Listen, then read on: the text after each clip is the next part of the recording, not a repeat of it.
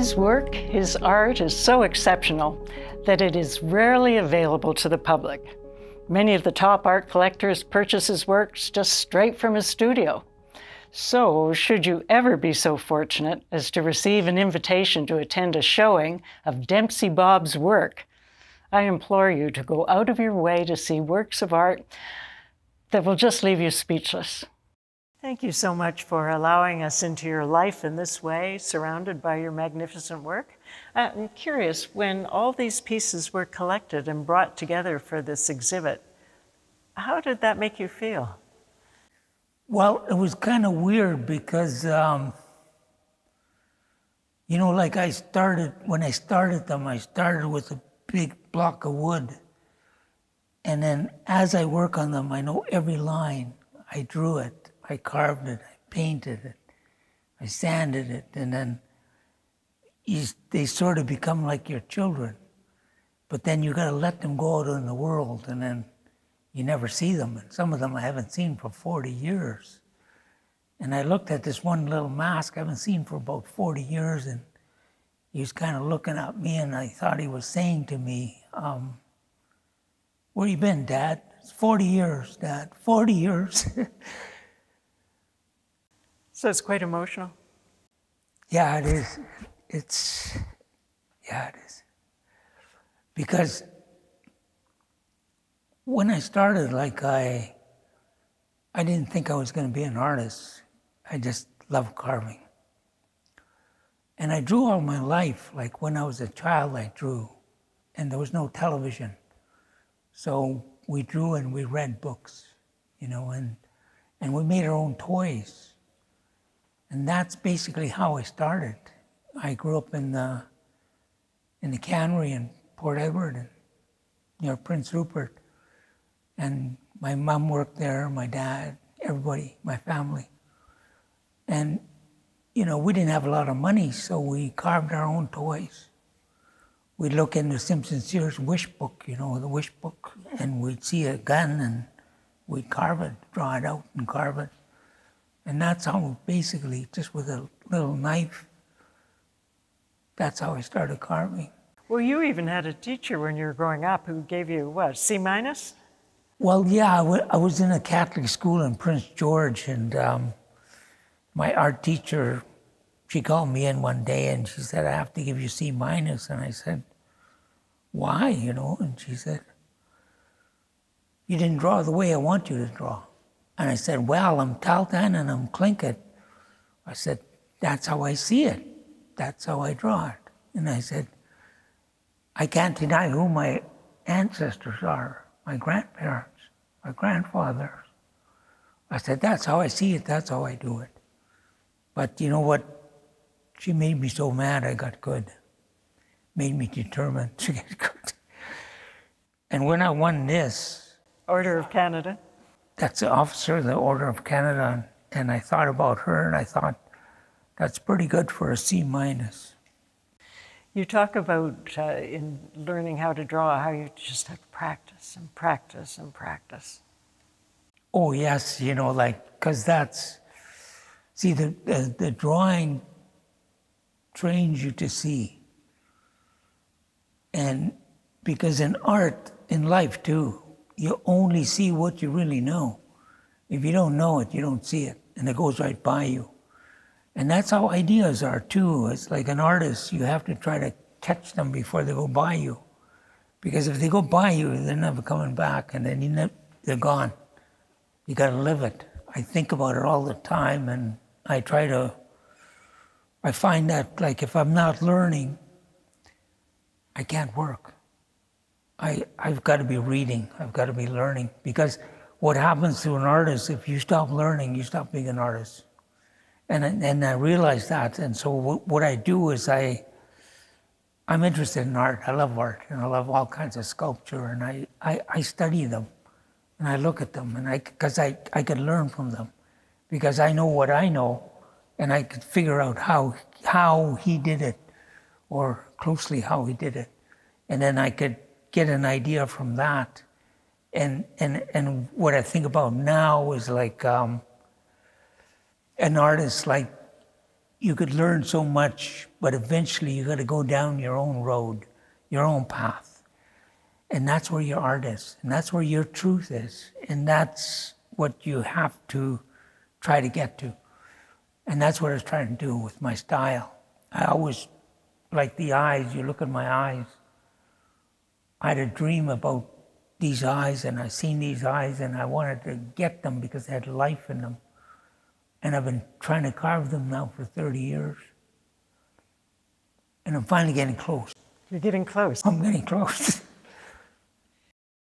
If I were to hand you a piece of wood, what I don't understand the magic of your artistry is how do you know what's in there waiting to come out?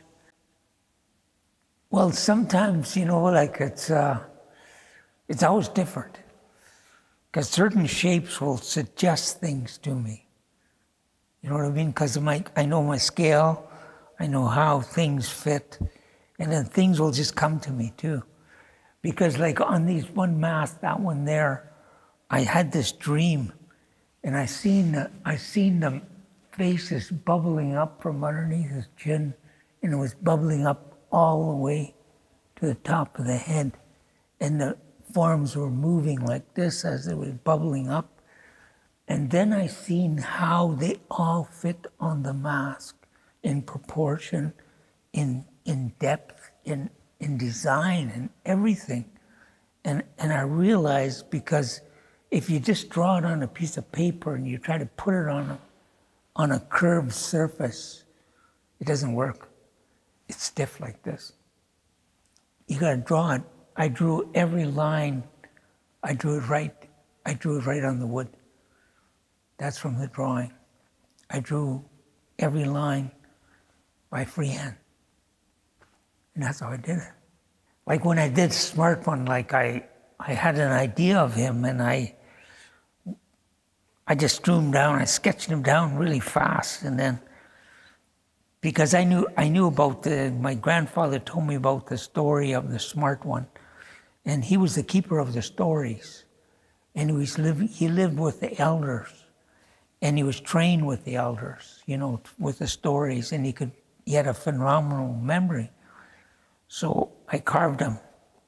And then when I carved him, I started him, because he kept coming to me. I was going to bed, and he kept coming to me. I kept seeing him.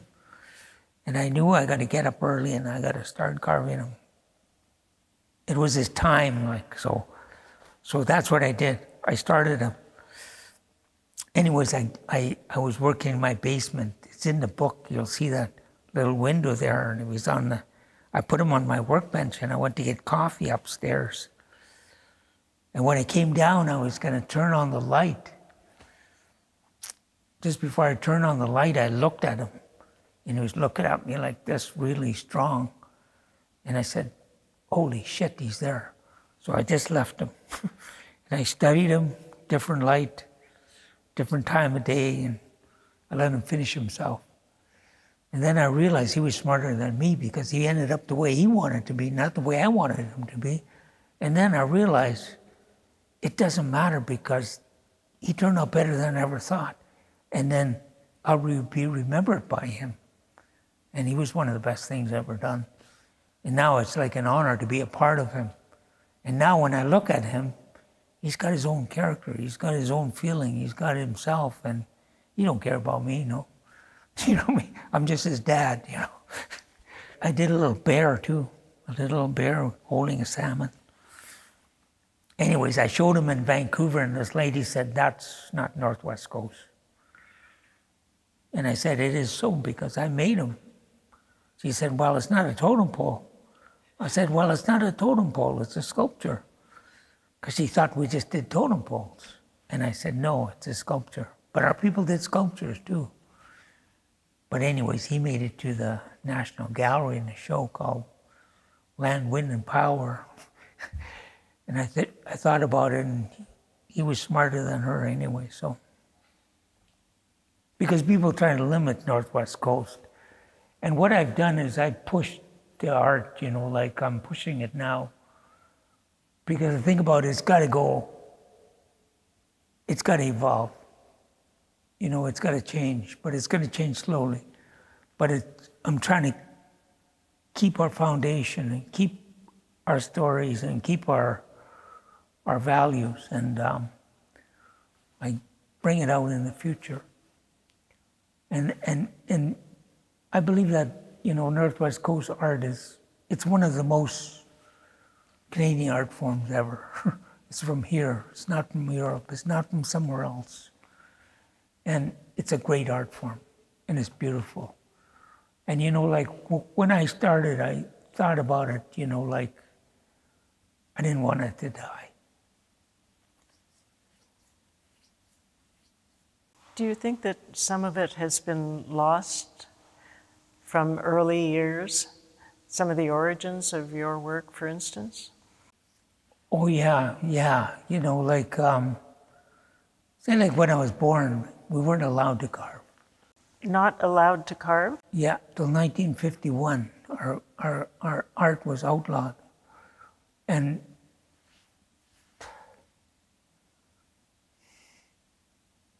sad. Did you carve? that's why we did this. So did you carve in private? Yeah. You talk about how important culture is and these stories, for instance. Your mother was a big influence in terms of passing on the stories for you to know. Oh, yes, you know, like my mom used to tell us stories when we were washing dishes. And then our people too, like we used to, you know, there was no television, so we used to tell stories after supper. Culture is, it's whatever you live. People always think it's just art. No, it's what you live. It's whatever you do, whatever you live, that's your culture, and what you believe too. Because culture is like, to us, it's the spiritual glue of societies. Because culture is what gives you values, beliefs, purpose, meaning. For us to do the art, you know, like, it's part of us. You know what I mean? Like what my grandmother said about our robes, about our aprons, it's who we are. It's in our blankets, it's in our boxes, it's in our masks, it's in our bracelets. It's who we are. Like I'm Wolf Clan in Yuddy from, my grandmother's from Talhtan, BC, she's Tlingit. So when you have either an inspiration or an idea, you have to go with it at that moment? Sometimes I'll leave a block of wood over here, but I know the size and shapes and it's already in my head. I'll just leave it there. And then all of a sudden I'll look at it and I'll see what's in there. I'll just see it. And that's what I realize now. You gotta try to think different. Sometimes I'll start it upside down, just to give it a different feeling. And I try to trick myself. Because your brain wants to go back to what you know, because that's where it's comfortable. And to be really creative, you got to push it the other way. You got to push. And that's not easy. Like I did all these pieces and I think about it now, and I spent years alone, just working, thinking. Because when you're looking at this, you're looking at my intelligence, what I know as an artist, and my skill, how I could do it. You know what I mean? Like, was it a lonely life? Well, it is, yeah. Yeah, because, you know, like, I'm just thinking, you know what I mean? Like, and I'm by myself.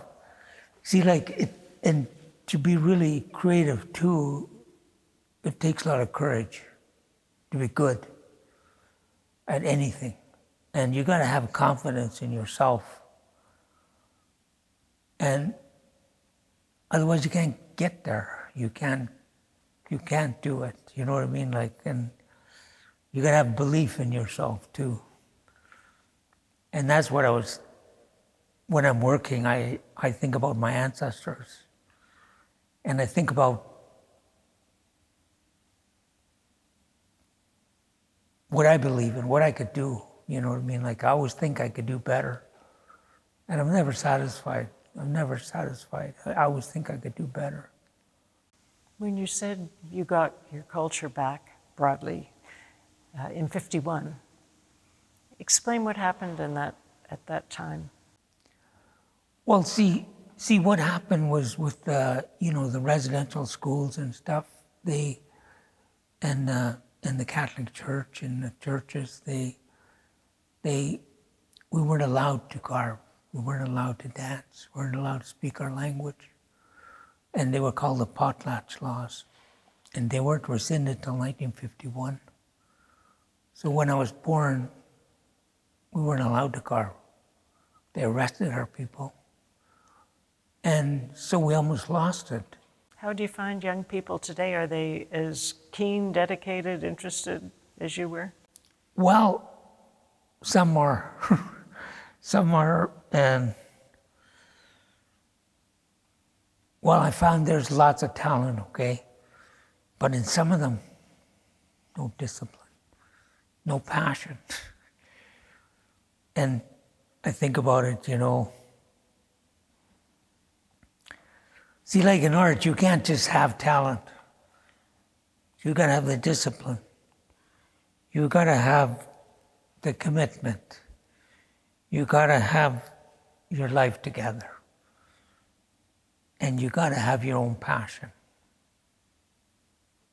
And you gotta have your own hard work ethic and willing to learn and do it. You gotta be willing to do whatever it takes to get there. Was it tough in those early days trying to make a living? Because you said Pi at one point said, "Come on home. We need some money here." We used to call it starving and carving. Starving and carving. Because, like, people don't realize, because, like, when I started, right, there was no market for Northwest Coast art in Canada. But what we did was we went to the United States and sold there because we couldn't get any recognition in Canada. So we sold to the States, and once we got recognition there, then they started to recognize us. But that's what we had to do. That is an irony, isn't it? Yeah. Oh, yeah. Yeah. Going back, would you approach your career differently or your work differently? Well, the struggle, right? Like, all that work and all that struggle, it's just, an artist, it's always a struggle. We call it the magnificent struggle because it's really good when it's good, but when it's bad, it's really bad. Because artists they live on these ups and downs, and I think about it like if I really knew what was involved, I don't know if I would have done it to my family. Because I made a lot of sacrifices. Like, I had to leave my family and teach, and you know what I mean? Like, when my daughter was young, and it was hard, but I had to do it. If I wanted to survive as an artist, I had to do it. So I made a lot of sacrifices, but I think now what I did was, my art is here, you know what I mean? And I think it's important, and it's going to be more important in the future. And people are going to realize what I did. Because most people,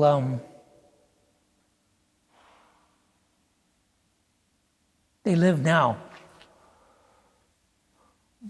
But, really good artists are always ahead of their time. And I think my art will be appreciated in the future more than now. But I didn't really push it, like I was just concentrating on becoming a good artist and working on the art, trying to do my best, and helping my people.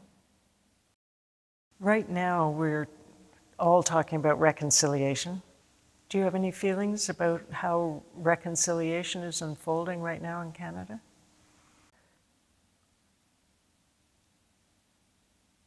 Well, I know what they did to our people, and I don't know, I don't see it, because it's like this, what I think about Canada, okay?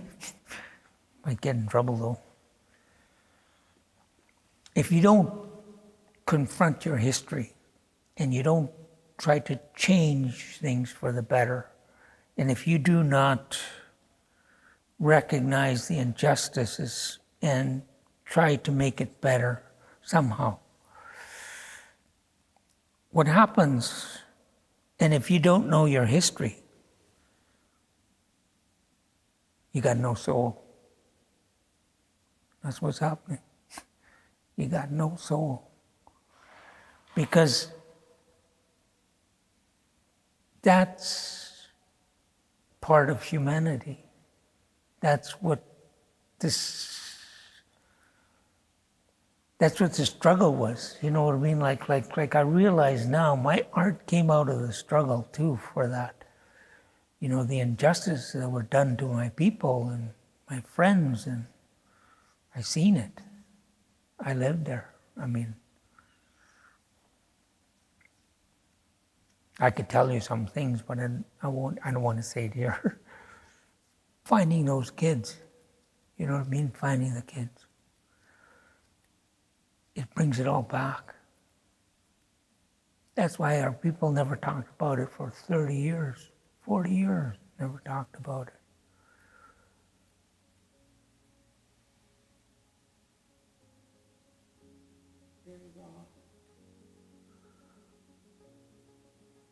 Yeah, because it's something, even like that Pope coming, it's...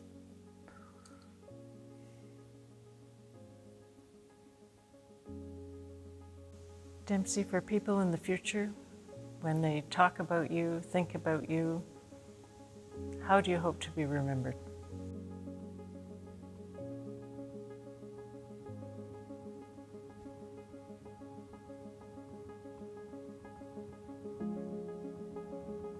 I just want to be remembered as a good Talhtan person.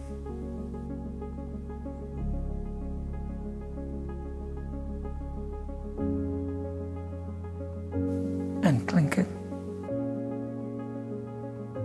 person.